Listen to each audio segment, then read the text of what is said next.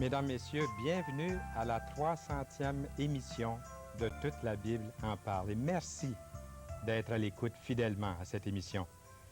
Nous avons raison de le dire puisque un grand nombre de parmi vous avez écrit, téléphoné pour faire la demande de la documentation depuis de nombreuses années. Même nous reconnaissons des personnes qui nous ont écrit au cours des années quelquefois.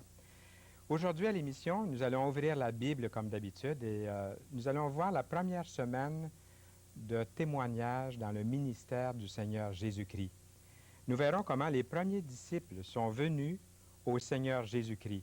Vous allez voir que ce n'est pas tellement différent de ce qui se passe dans le monde aujourd'hui. Tout commence au Nas de Cana, en Galilée. Lors du premier miracle de Jésus s'enchaînent les événements de la première semaine du ministère du Seigneur. Vous aurez le plaisir aussi d'entendre Sophie, Martine, Réal Arbour au cours de l'émission et ils vont nous présenter une de leurs chansons. En effet, ceux qui les ont entendues sur la cassette, ils ont une cassette, je pense qu'ils en ont plusieurs. Celle que j'ai ici est intitulée « Enfin libre ». Et ceux qui les ont déjà entendues sur cassette, bien là, vous pourrez les voir à la télévision, vous pourrez les voir à votre émission favorite. Aimeriez-vous vous joindre à un groupe d'études bibliques? C'est bien possible qu'il s'y trouve dans votre rue, dans votre village, dans votre ville, une étude biblique. Et souvent, ces études bibliques, je dirais la plupart du temps, dans presque tous les cas que je connais, c'est gratuit. Vous pouvez assister à ces études bibliques gratuitement. Téléphonez-nous pour avoir l'horaire et les jours. Ne manquez pas de demander la documentation, l'Évangile selon Saint Jean. Et aussi le Nouveau Testament, si vous ne possédez pas une Bible ou un Nouveau Testament, vous pouvez déjà nous appeler pour l'Évangile. Et pour le Nouveau Testament, notez bien l'adresse. À la fin de l'émission, vous allez voir une adresse en Ontario, les Gédéons, qui mettent des Bibles dans les hôtels, les hôpitaux, les écoles, un peu partout. Eh bien, c'est eux qui vous offrent, par l'entremise, par le billet de l'émission Toute la Bible en parle, un joli petit volume, un Nouveau Testament, que vous pouvez appeler dès cet instant pour le recevoir. Et comme j'ai promis, nous ouvrons la parole de Dieu. J'ai même ici une Bible ouverte pour vous. Et nous allons commencer à lire. Je pense que je vais lire beaucoup durant l'émission. Je vais aussi prendre ma Bible et je vais la placer sur mes genoux pour pouvoir lire des versets. Et de temps en temps, je vais m'arrêter pour faire quelques commentaires. Mais je voudrais surtout lire dans ce message-là, la parole de Dieu. Nous aimerions voir comment les premiers disciples sont venus au Seigneur Jésus-Christ et on voit que le Seigneur étant présent dans des noces. Par exemple, demain, je serai dans des noces. Effectivement, je serai dans des noces et je vais me souvenir que le Seigneur Jésus-Christ a commencé son ministère dans la joie. Il y avait beaucoup de rire sûrement, il y avait du bonheur, il y avait des félicitations qui fusaient de part et d'autre. Et le Seigneur était là, dans ce milieu-là. Il a même changé l'eau en vin. Le vin nous parle de la joie qu'il a communiquée pendant son court ministère à des milliers de personnes et depuis à des millions de personnes à travers le monde.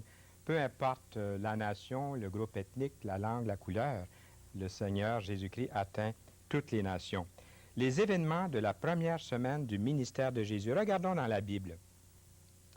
Voici le témoignage de Jean lorsque les Juifs envoyèrent de Jérusalem des sacrificateurs et des Lévites pour lui demander « Toi, qui es-tu » N'oubliez pas ici que c'est Jean qui se fait poser la question. Il déclara, et ne le nia point, il déclara qu'il n'était pas le Christ. Et ils lui demandèrent « Quoi donc? Es-tu Élie » Il lui dit « Je ne le suis point. Es-tu le prophète? » Et il répondit « Non. » Ils lui dirent alors « Qui es-tu? » afin que nous donnions une réponse à ceux qui nous ont envoyés. « Que dis-tu de toi-même? » « Moi, dit-il, je suis la voix de celui qui crie dans le désert, et ainsi de suite. Nous allons lire ces passages-là dans un instant. Mais seulement faire une petite pause ici pour démontrer que vous avez sûrement remarqué un point très, très important dans ce qu'on vient de lire. Connaissez-vous des gens qui croient encore à la réincarnation, qui croient qu'on va se réincarner soit dans une autre personne, dans Napoléon ou dans Liberace ou dans une souris ou dans un insecte? Il y a des gens, connaissez-vous des gens qui croient encore ça? Mais moi, je ne le crois pas. vous dis franchement, je ne peux pas croire à ça parce qu'ici, dans la parole de Dieu, Jean dit qu'il n'est pas Élie. Il n'est pas la réincarnation d'Élie. Il est lui-même. Il s'appelle lui-même une voix. Il est une voix. Comme nous voyons ici au verset 23, « Moi, dit-il, je suis la voix de celui qui crie. De celui qui crie dans le désert. Aplanissez le chemin du Seigneur, comme a dit Ésaïe le prophète. » Son message à Jean-Baptiste devenait un avertissement. Connaissez-vous des évangélistes, des prédicateurs, des orateurs aujourd'hui qui sont sincères? Je ne vous parle pas de ceux qui ont fait scandale et qui ont fait une mauvaise publicité et qui ont noirci, qui ont enlevé la crédibilité du message de la parole, peut-être chez certains qui n'étaient pas très, très bien fondés. Mais ce qui est arrivé ne nuit nullement au message éternel et divin du message de la parole de Dieu, du message de Dieu. Et Jean-Baptiste le savait bien. Jean-Baptiste a donné un avertissement et aussi un réconfort. Il a pointé les gens au Christ, au Seigneur Jésus-Christ. Et vous vous rappelez qu'il a dit « Préparez-vous pour la venue du Seigneur ». Il encourageait les gens à se faire baptiser. Mais le baptême de Jean était un baptême, en quelque sorte, un baptême négatif. C'était un baptême de repentance. Les gens étaient appelés à se repentir, à changer de voie, à changer de route, à se détourner du mal. Mais ça s'arrêtait là, le message de Jean à l'époque. Là où ça commençait à vraiment faire quelque chose de grand, de positif, de merveilleux, c'est quand il dit « Il y a quelqu'un qui vient après moi ». Et nous arrivons à la deuxième journée dans son témoignage. Il présente Jésus, l'agneau de Dieu. Jean-Baptiste voit Jésus s'approcher un jour. C'est son cousin, sûrement qu'il l'a déjà vu. Ce n'est pas la première fois qu'il voit Jésus. Jean-Baptiste discerne, par exemple, que Jésus, son cousin, de 6 mois plus jeune, est le Messie. Que Jésus baptisera, pas d'eau, mais que lui va baptiser du Saint-Esprit dans sa mort au calvaire sur la croix. Celui qui regardera par la foi à la croix, en croyant sincèrement de tout son cœur, pourra recevoir la puissance de Dieu, ce qu'on appelle dans l'Écriture, dans la Bible, la puissance du Saint-Esprit. Et le Saint-Esprit viendra mettre un sceau éternel dans l'âme de cet homme, de cette femme, de cet enfant, qui croit sincèrement à Jésus qui meurt sur la croix pour lui ou pour elle. L'agneau, il présente Jésus comme l'agneau. Et quand on parle d'un agneau aujourd'hui, bien, ça ne nous dit pas tout à fait ce que ça disait aux Juifs de l'époque lorsqu'on parlait de l'agneau. Parce que l'agneau, à l'époque, préfigurait justement le péché qui était placé sur l'agneau et l'agneau qui était sacrifié pour le péché des gens. Et Jean-Baptiste voit venir Jésus puis il dit « Voici l'agneau de Dieu qui ôte le péché du monde. » Jésus qui mourra pour le péché. Jean-Baptiste va plus loin, qui ôte le péché du monde. Et regardons le verset 24 ici. Ceux qui avaient été envoyés étaient des pharisiens. Ce sont des gens religieux. Ils lui firent encore cette question. « Pourquoi donc baptises-tu si tu n'es pas le Christ, ni Élie, ni le prophète? » Jean leur répondit. « Moi je baptise d'eau. Mais au milieu de vous, il y a quelqu'un que vous ne connaissez pas qui vient après moi. Je ne suis pas digne de délier la courroie de ses souliers. » Nous allons continuer à lire ici en haut de la page. Ces choses se passèrent à Béthanie, au-delà du Jourdain, où Jean baptisait, le lendemain, au verset 29. Donc, c'est une autre journée ici. Le lendemain, il vit Jésus venant à lui. Il lui dit pour la deuxième fois, « Voilà l'agneau de Dieu. » À nouveau, Jean appelle le Seigneur Jésus-Christ un agneau qui ôte le péché du monde. C'est celui dont j'ai dit, « Après moi vient un homme qui m'a précédé, car il était avant moi. Je ne le connaissais pas, mais c'est afin qu'il fût manifesté à Israël que je suis venu baptiser d'eau. » Jean rendit ce témoignage. J'ai vu l'Esprit descendre du ciel comme une colombe et s'arrêter sur lui. Je ne le connaissais pas, mais celui qui m'a envoyé baptiser d'eau, celui-là m'a dit, « Celui sur qui tu verras l'Esprit descendre et s'arrêter, c'est celui qui baptise du Saint-Esprit. Et j'ai vu et j'ai rendu témoignage qu'il est le Fils de Dieu. » Jean-Baptiste avoue qu'il ne connaissait vraiment pas son cousin. Il l'avait déjà vu, c'était son cousin il faisait partie de la même famille, mais c'est comme quelquefois dans la famille, on dit de son père ou de sa mère ou de son frère, de sa sœur, lorsqu'ils ont été placés dans des situations particulières, comme sauver la vie d'un autre ou arracher quelqu'un du feu, des flammes, d'une automobile en flammes, par exemple, on dit « je connaissais vraiment pas mon frère ». Je ne pensais pas que mon frère était aussi courageux. C'est un peu la réflexion de Jean-Baptiste. Je ne savais pas que Jésus-Christ était ce qu'il était. Là, il l'a reconnu comme le Messie. Et savez-vous qu'il peut y avoir des gens qui sont à l'écoute en ce moment qui disent « Je me rends compte en écoutant l'émission que vraiment je ne connaissais pas Jésus. Mais Jésus m'est présenté là en ce moment comme une personne réelle et comme quelqu'un qui pourrait devenir mon sauveur, qui pourrait devenir mon meilleur ami. » Celui qui parle, l'animateur, c'est comme si lui le connaissait, le Seigneur Jésus-Christ. Et je peux vous en rendre témoignage. Ceux qui sont dans l'équipe ici pourraient venir à ma place et vous dire qu'ils connaissent le Seigneur Jésus-Christ d'une manière personnelle dans leur vie.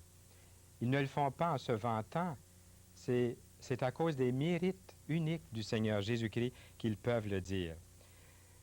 Si nous continuons à lire ici, à partir du verset 35, par exemple, j'espère que c'est là que nous sommes rendus, c'est marqué à nouveau « le lendemain ». C'est une autre journée, la troisième journée. Jean était encore là avec 2 de ses disciples, et ayant regardé Jésus qui passait, il dit « Voilà l'agneau de Dieu ». Jean-Baptiste répète ce message, comme je l'ai déjà dit ici, à ses disciples, comme pour souligner la vérité de Dieu. Et lorsqu'une chose est répétée plusieurs fois dans la parole de Dieu, il vaut vraiment la peine de s'arrêter et d'écouter, parce que Dieu nous parle. C'est Jésus le Sauveur qu'il faut suivre. Vous avez remarqué aussi que Jean, qui a des disciples, ne veut pas les garder seulement pour lui. Il les envoie à Jésus. Il demande que ces disciples-là, qui lui appartiennent, aillent vers le Sauveur. C'est ce qu'on devrait faire aujourd'hui. On ne doit pas garder des gens autour de nous. Si on a pu les convaincre de quelque chose, on doit leur indiquer le chemin, la vérité et la vie, qui est nul autre que le Seigneur Jésus-Christ. Au verset 37, un petit peu plus bas, les 2 disciples l'entendirent prononcer ces paroles et ils suivirent Jésus, exactement comme le désirait Jean-Baptiste. Au verset 38, Jésus se retourna et, voyant qu'ils le suivaient, il leur dit « Que cherchez-vous » Ils lui répondirent « Rabbi », ce qui signifie « maître, où demeures-tu » Imaginez-vous si le Seigneur nous avait donné une adresse. Il y aurait certainement un grand sanctuaire là aujourd'hui, où les gens viendraient peut-être vénérer le Seigneur Jésus-Christ. Le Seigneur ne donne pas d'adresse. Il dit « Venez », leur dit-il, « et voyez ». Ils allèrent et ils virent où il demeurait, et ils restèrent auprès de lui ce jour-là. C'était environ la 10e heure.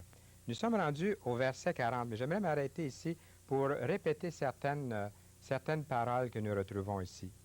Au verset 38, « Que cherchez-vous » Est-ce que je peux vous poser la même question aujourd'hui? Cher ami, qui cherchez-vous? Que cherchez-vous? L'humanité cherche en général un peu plus d'argent, ou beaucoup d'argent, ou du confort, du réconfort peut-être. Les gens cherchent dans les plaisirs, dans les divertissements, ils cherchent à oublier un mal, une maladie peut-être, une maladie qui va leur apporter la mort. Ils vont chercher à oublier, ils vont chercher peut-être à boire pour oublier, ou dans la drogue. Que cherchez-vous aujourd'hui, cher ami? Que cherchez-vous? La question a été posée il y a bien longtemps. Ils répondirent avec une question. Où demeures-tu? Ils veulent visiter pour être enseignés. Et le Seigneur, c'est ce qu'il veut faire. Il veut que nous puissions lui demander pour pouvoir recevoir encore plus. Venez et voyez. Jésus ne donne pas d'adresse, mais ils restèrent auprès de lui. Au verset 39, il leur dit, venez et voyez. Et c'est ce que nous vous invitons à faire aujourd'hui. Il y a bien des gens, j'ai rencontré quelqu'un hier, par exemple, qui me disait, je crois que c'est un blasphème de croire que Jésus-Christ est un homme et qu'il est devenu Dieu. Il a dit, Jésus est un Dieu qui est devenu homme. Et j'ai dit, gloire à Dieu, c'est vrai, vous avez dit la vérité. Mais j'ai vu par après que cette même personne qui croyait que Jésus est Dieu devenu homme, n'était pas prêt à accepter le Seigneur Jésus-Christ comme son sauveur personnel dans sa vie. Nous arrivons à la 4e journée. André ne perd pas une minute pour aller témoigner à Pierre, qui est devenu vraiment un grand apôtre du Seigneur. Pierre répond immédiatement, comme il le fera souvent, que ce soit pour le bien ou pour le mal. Et au verset 40, André, frère de Simon-Pierre, était l'un de ceux qui avaient entendu les paroles de Jean et qui avaient suivi Jésus. Ce fut lui qui rencontra le premier son frère Simon et lui dit, « Nous avons trouvé le Messie, ce qui signifie Christ. » Et là, Pierre est conduit vers le Seigneur Jésus-Christ. Je vais devoir sauter quelques versets ici pour aller un petit peu plus vite pour avoir la conclusion de ce message. Nous avons ici les signes que Pierre deviendra un homme nouveau. Et puis Pierre l'appelle, c'est-à-dire Jésus appelle Pierre, lui donne même un nom nouveau. Il voit en Pierre un homme qui est rempli d'affection, qui est rempli de loyauté, d'enthousiasme, et puis il lui donne un nouveau nom. Il l'appelle Pierre, Céphas. Et le 5e jour, Jésus invite Philippe. Et probablement qu'il connaissait André et Pierre parce que c'est la même place, le même endroit. Et Philippe conduit une autre personne au Seigneur qui s'appelle Nathanaël. Nous conduisons quelqu'un d'autre au Seigneur lorsque nous connaissons combien son amour et sa grâce, son pardon est grand. Philippe s'appuie sur la loi et les prophètes, mais Jésus le délivre. Il lui dit, viens et vois. Il lui donne une vie nouvelle, le transforme. Et puis, nous avons vu dans ce passage, vous continuerez à lire le chapitre, que Jésus connaissait Nathanaël par son nom. Et aujourd'hui, il vous connaît aussi par votre nom. Il vous aime, il vous appelle.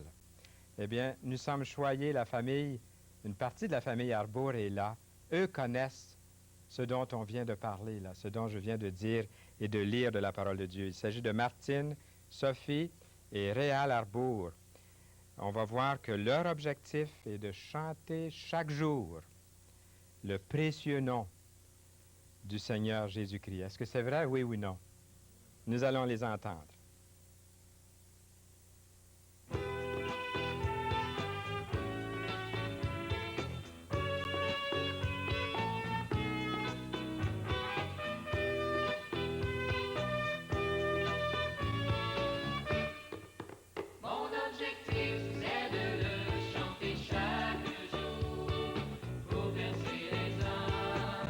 Sans espoir, leur parler de la puissance de ce doux Jésus.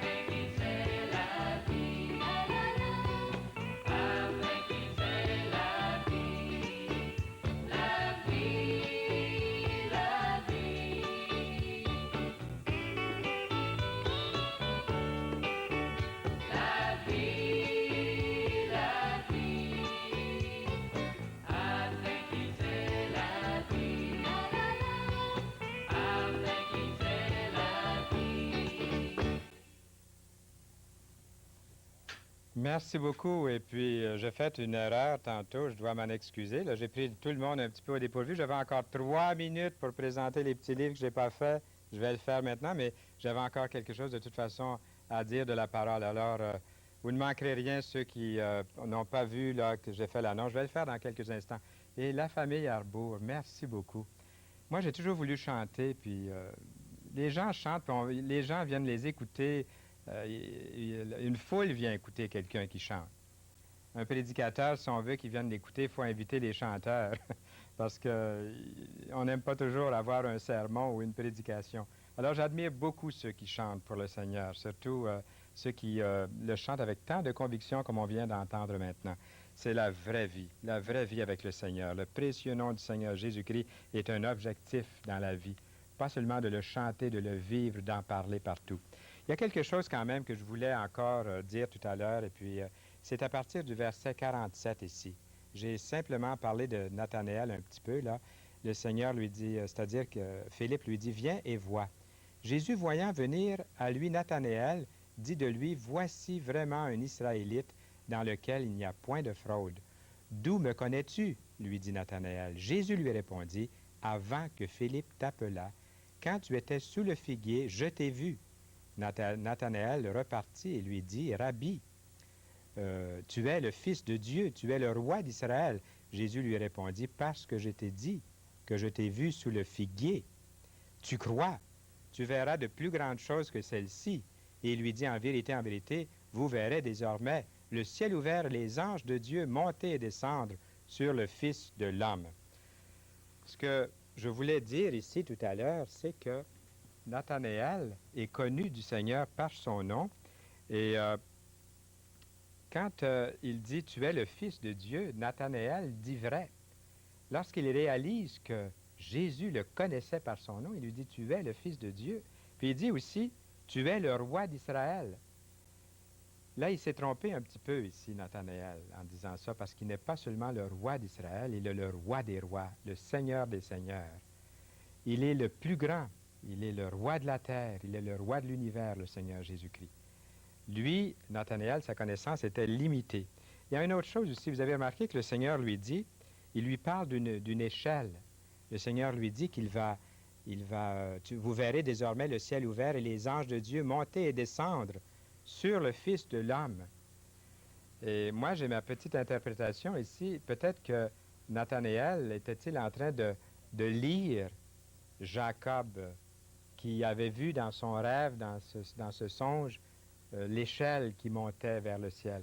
Et Jésus est cette échelle. Les gens essaient d'aller à Dieu par toutes sortes de façons. Il y a peut-être mille et une manières de venir au Seigneur Jésus-Christ, mais il n'y en a qu'une pour venir à Dieu. C'est Jésus qui a dit « Je suis le chemin, la vérité et la vie. Nul ne vient au Père que par moi. » Il est vraiment à cette échelle. L'échelle des hommes et des femmes de notre siècle, de notre époque, est une échelle qui est beaucoup trop courte. Ça peut être la bonne vie, ça peut être d'essayer d'obéir à sa religion, à des commandements, d'essayer de faire beaucoup d'œuvres. Mais l'échelle est toujours trop courte. Jésus est cette échelle. Et quand il dit à Nathanaël, qu'il lui parle de cette échelle, je me demande si Nathanaël n'était pas en train de lire Jacob qui avait vu cette échelle qui est une figure du Seigneur Jésus-Christ. Et vous pouvez prendre ce chemin, vous pouvez prendre cette vie, cette vérité, cette échelle qui mène à Dieu. Prenez la bonne. La bonne, c'est le Seigneur Jésus-Christ. Eh bien là, je vais vous parler de cette documentation, si vous n'avez pas eu l'occasion de faire la demande de l'Évangile selon Saint Jean. Vous pouvez le faire dès cet instant. Il est encore temps, je pense que les numéros paraissent encore. Sinon, vous pouvez noter l'adresse à la fin. Il y a aussi un Nouveau Testament. Vous pouvez déjà noter l'adresse à la fin de l'émission. Vous écrivez au Gédéon pour le recevoir. Et en effet, je devrais vous lire une lettre cette semaine. Je pense que j'ai encore quelques instants pour le faire. La lettre nous vient cette fois-ci de Longueuil, sur la rue La France. J'écoute régulièrement le bon programme de Toute la Bible en parle et M. Fernand Saint-Louis nous a dit de faire venir le Nouveau Testament. Alors, s'il vous plaît, seriez-vous assez bon de me le faire parvenir? Je vous remercie à l'avance, je demeure, et elle signe son nom. Merci beaucoup et nous saluons les gens de Longueuil et d'un peu partout, là où vous écoutez l'émission Toute la Bible en parle. Dès la prochaine émission, un ex-détenu trouve une nouvelle vie. Il viendra témoigner ici. Il sera là avec son épouse. Et Martine et Sophie Arbour seront de retour pour nous chanter leur vraie liberté qu'elles ont trouvée en plaçant une confiance totale dans le Seigneur Jésus-Christ.